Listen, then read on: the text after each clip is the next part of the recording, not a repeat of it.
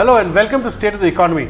Today we have with us Bibek Debroy, member NITI Aayog, and more importantly chairman of a Railway Restructuring Committee, which recently gave its final report. Many far-reaching recommendations which if implemented could go a long way towards improving the productivity of railways, and indeed the railway minister has said that from railways alone India could get an extra 2% addition to its GDP in the next 5 years. So to discuss that and other issues, we have Mr. Debroy with us. Welcome to our show, Mr. Bibek Debroy. So tell us about some of the key recommendations that that your committee has come up with, which have generally been welcomed by a lot of people, including the media and other commentators. And at least two key elements that strike me as very critical are that you asked for an independent regulator to foster competition in this whole segment within the railways, and you also asked for a complete restructuring of the management of the railways, the revamp of the railway board and the way the railway would be run in future.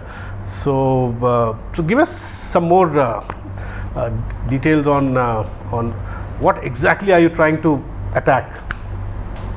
Attack may not be the best word. Okay. So I will react to your first statement. But before that, let me say that a lot of people, unfortunately, have been reacting, have been attacking, have been commenting without having read the report. Okay. So I would advise everyone to read the report. If you have taken the trouble to write the report, people should take the trouble to read the report. Sure. The report builds on 5 pillars. 3 of those are pillars that are being suggested by the committee.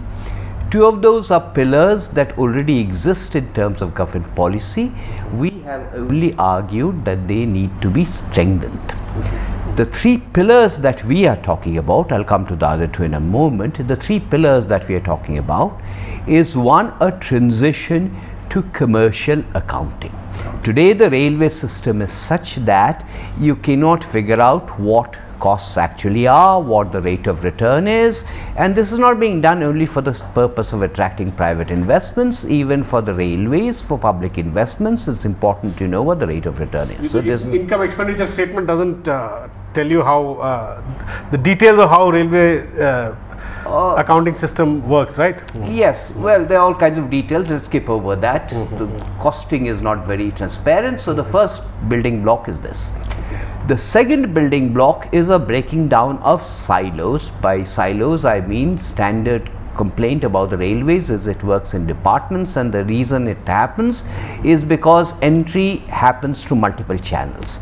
So we have recommended a single entry, unified completely, and we have said that please do it immediately with respect to future entrants, that is prospective.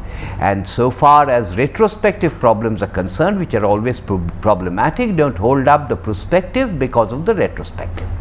And the third one, as you said, is we have said an independent regulator, which we want to be completely independent. Therefore, we want it to be set up statutorily rather than through the executive route. The 2 building blocks, which are existing building blocks, they are already part of policy. We have just wanted them to be strengthened, and we have pointed out constraints that exist in those. The first is private entry, and the second one is decentralization. So both of these we have suggested ways of making them stronger and removing some of the constraints that remain. So in terms of hierarchy of implementation, according to you, which one should be addressed first, not attacked? Okay.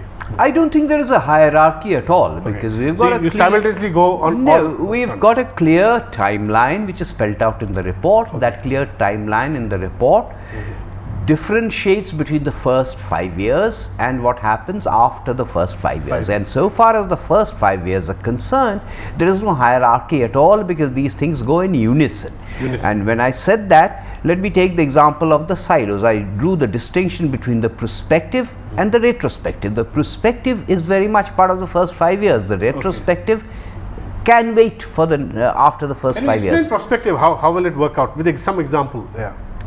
No, example means what? You see, today, if you leave out the medical, there are about 7 different avenues through which people can join at the officer level in the railways. Okay. And they continue to follow these streams upwards vertically throughout their careers. Consequently, they do not move from one to another. They protect their own turf, and the only way to break this is to unify the entry. So you mean freight is one silo, engineering is that what you're talking about? No, it's much more than that, because there is more than one engineering service. Okay. It's not that there is one engineering service. There are several engineering services. There is an account service. That's why I said there are 7 different services, separate Which services. are not talking to each other at the moment. No, they won't.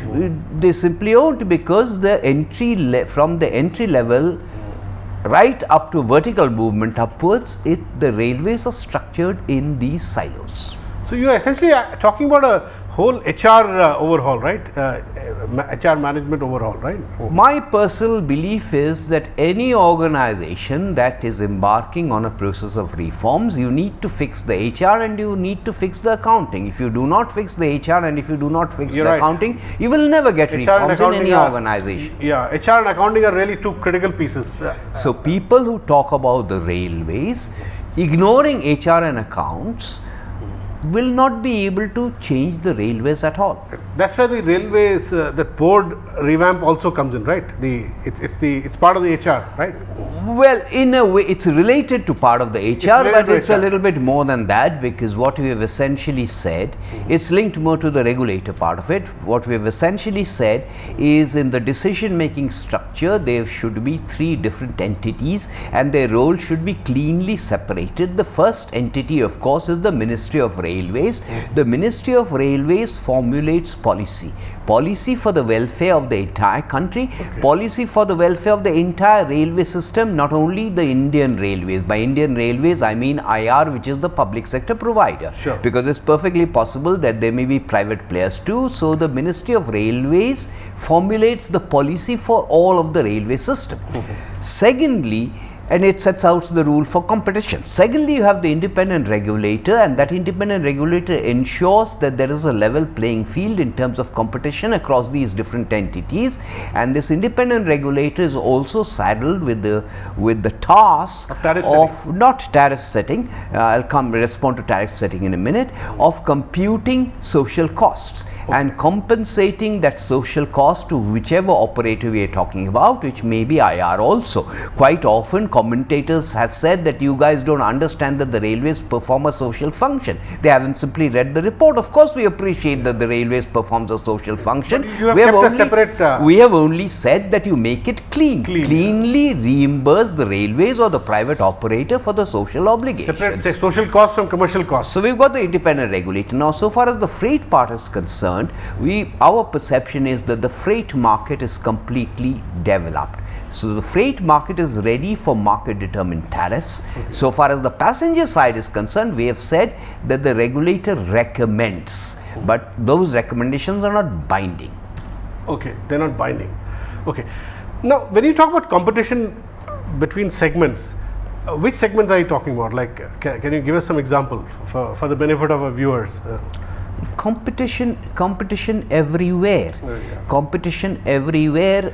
Even today, people do not realize that private freight trains are allowed. Private passenger trains are allowed. People, responsible and irresponsible media people have said, Debroy committee recommends private passenger trains. For God's sake, please be aware that private passenger trains are part of policy today. Catering services are delivered by the private sector. Security in some places is delivered by the private sector. So competition and choice is available in across the board. Across the board, yeah. So essentially, what you are suggesting is that the ownership will be public, but in the functions, there could be parts of railways which could be run privately, which is the case even now. Is that what you're saying? No, in the interim report and in the final report, catering services is privately run. We took great pains to say that we are not using the word privatization because the word privatization is used in two completely different senses. We are not recommending sales of equity. Absolutely. We are recommending private entry, which is completely different from diluting equity. In certain functions, Most of these functions, private entry is already permitted. It's already there. It's not as if it's not there. Who do you think serves the food on most of these trains? It's not the Indian Railways. Who do you think takes care of housekeeping? Who do you think cleans the tracks? It's already the private sector. So essentially you're saying it's a bit like subcontracting other PSUs also do, which are 100% government owned. Coal India does, there are other, ONGC does. It does sort of depend on private players for certain services which it uses. It depends on what we are talking about. It depends entirely on what we are talking about. For example, if the DRM of a division wants to employ private security agencies, why should we constrain him? Because after all, one of the things that we are trying to do in all of this, and this is implicit, but implicitly it's very important, is to make all the divisions function as independent cost and revenue centers.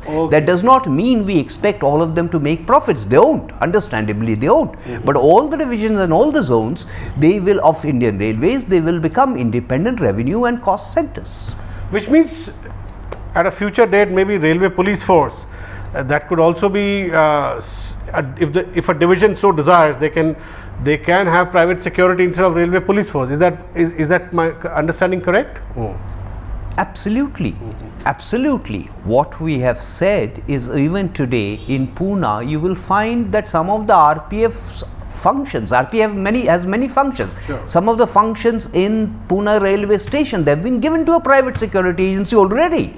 All we are saying is empower the DRMs and the GMs so that they have the freedom to choose. Why do approvals have to come to Rail Bhavan? Decentralize. That's where the HR revamp kicks in, right? To empower these people.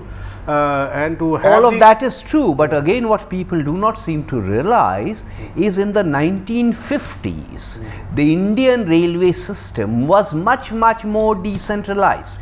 Over the last 30-40 years it's become excessively centralized. Today if I were to ask you as a passenger, do you think that the station superintendent has any powers over the station? The answer is no, he doesn't. This is interesting that you're saying in the 50s things were different. We'll come back to this, but after a small break.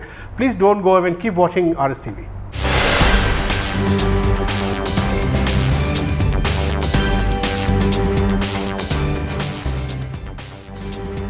Welcome back to State of the Economy. We are talking to Dr. Bibek Debroy, member NITI Aayog, who's also chairman of Committee on Restructuring of Railways. So, Bibek, you were talking about certain critical pieces. Now, I'm happy that you said that railways should be far more decentralized in the 50s. So we need to have a more decentralized system of functioning for the railways. Now, could you just simply explain to us the management structure that exists today, a very centralized management structure, as you said, and how your report suggests broadly they can be decentralized for better productivity, for more efficiency here? Well, this will take a very long time to answer. I would recommend that anyone interested actually reads the report. But for example, today the railways are divided into zones and divisions. There are several powers that the DRMs, who are in charge of the divisions, used to have in the 1950s. Those permissions have progressively gone. So the divisional managers have to write to the GMs who is in charge of the zone. The GM has to get the approval from the railway board. So over a period of time, in a creeping kind of way, this has happened. If you go back to the 50s, you will find that the driver of an engine of a locomotive had much more control over what would happen with the locomotive than an engine driver does today. You would find it for a station master, You would find it for a train superintendent or a station superintendent. Station superintendent today, ostensibly it exists, but actually it doesn't exist. The station master, and when I mention this, people are very surprised. The station master has no powers except commercial powers, full stop. You ask the station master to get the toilet in the station cleaned, he has no powers, he or she has no powers. Those powers have to go upwards. Okay. So tell me, in the next 5 years, if I'm assuming that the recommendations of your report are accepted and implemented. Now, what change will we see at the end of 5 years in the context of Mr. Suresh Prabhu's big plan to also massively modernize railways and spend about 8.5 lakh crore, which is huge in the next 5 years. Never has railways proposed to spend such a huge amount in such a short period. So, well, I think the first thing that needs to be appreciated is that the railways are in the mess that they are in because of things that have happened over 55 decades. If the problem has been created over 5 decades, then no one should expect an overnight waving of a magic wand which will solve problems overnight. That's not going to happen. It's just not possible. So therefore, if one is looking for quick fixes, don't expect it. But the scaling up of this 8.5 lakh crore is a budget. Wait a minute, I'm not talking about that. If you say independent regulator, people like you in the media, not you personally, have criticized it. Why does it take 3 years to set up a regulator? We have actually been criticized by the pink papers because we said 3 years. Again, people don't read the report. We have said 3 years because we want it to be statutory. The moment it is legislation that is passed through Parliament, it takes 3 years. That's the reason 3 years is there. So you give a realistic timeline. So in the next 5 years, what's going to happen? Well, firstly, commercial accounting, you can't do it for the entire railway system at one go. So what will presumably happen is you will do it on a pilot basis for a division, perhaps for a zone. That itself will take 2 years. So what's going to happen in the next 5 years? Precious little.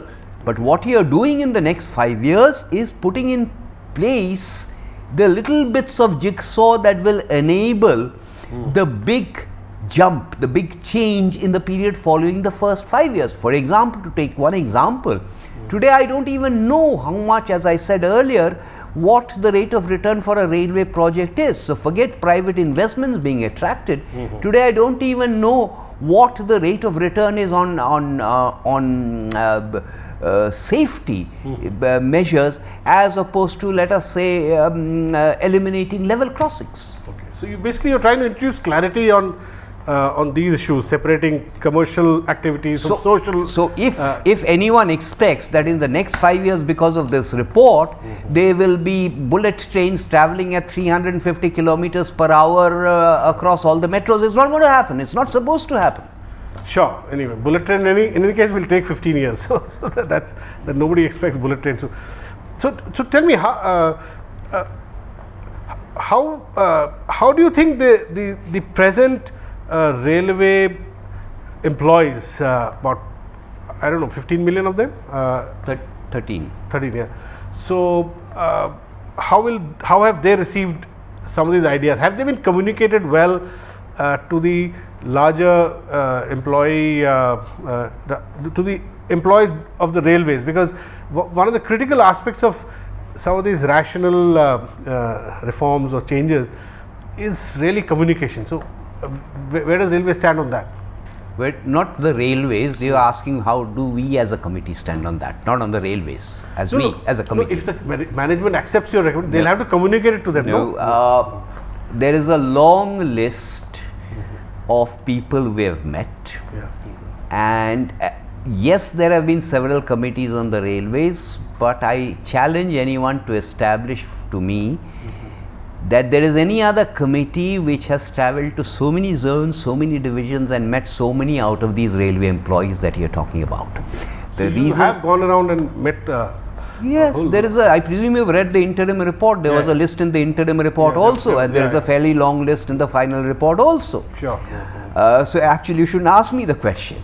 The reason I'm saying this. No, I'm talking after the final report.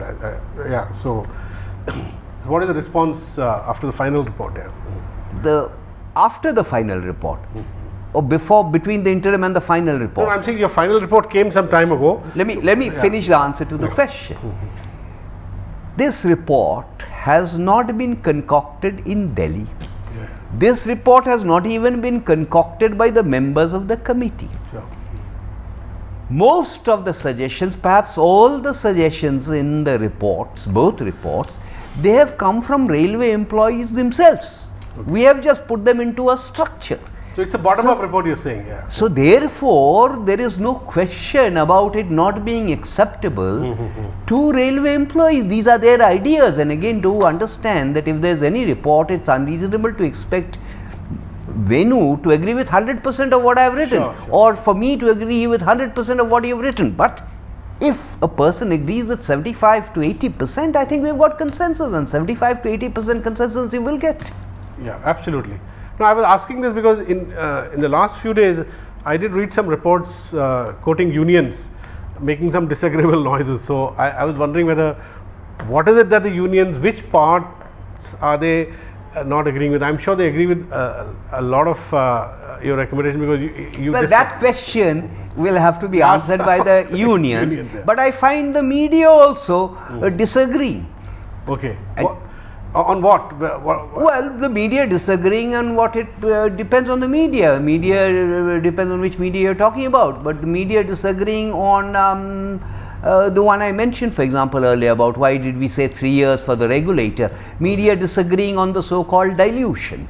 Okay. So, to my advice to everyone is please read the report. Okay. In the course of the interim report, who used the word privatization? Media did. Okay. The damage to the cause of railway reforms, I'm sorry to say, has not been caused by the unions, but has been caused by media.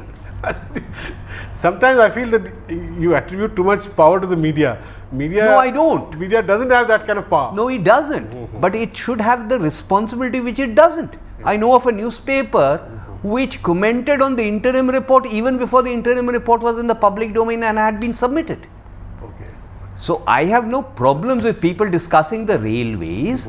I have now come to realize that the railways are a bit like cricket in the sense that everyone knows how to solve the problems of the railways. How to run the railways. But what I advocate to all friends in the media, nothing personal about this, is before commenting, please read the final report. Yeah. Tell me, in reforms, we've been talking about reforms for the last 20 years in several segments, critical sectors. Railways, of course, one of them. Now, I've personally seen that there has been political economy resistance at various points. These are sensitive points, and railway is a very sensitive point. Now, I'm happy that your report gives very realistic timelines. Like you say that things won't happen overnight; they'll take 3 years, 4 years. Now, so that's why I asked you, what will you do in the next, say, 2 or 3 years to sort of kick off the reforms process? I know regulator will take 3 years, but what are the small things that you could do in the next 2 or 3 years? We or the railways? I'm talking about railways, yeah. Again, let me mention this.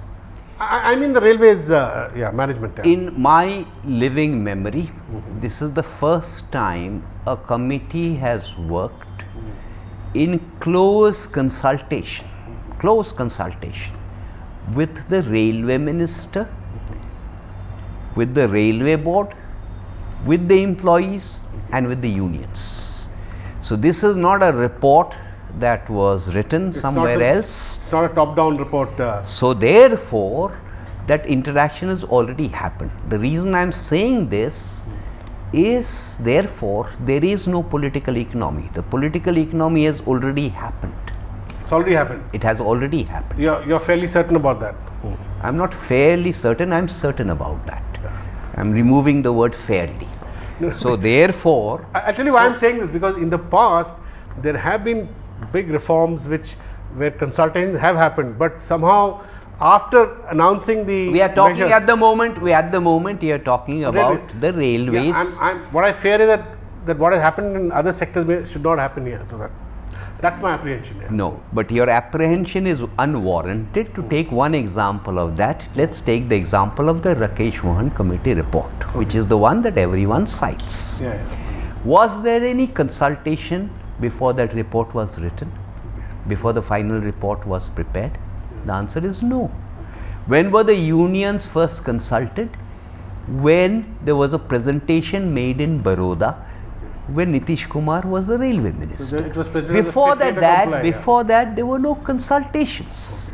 So all I am pointing out to you is that factually, in the recent past at least, none of these committees have had these consultations, which we have had.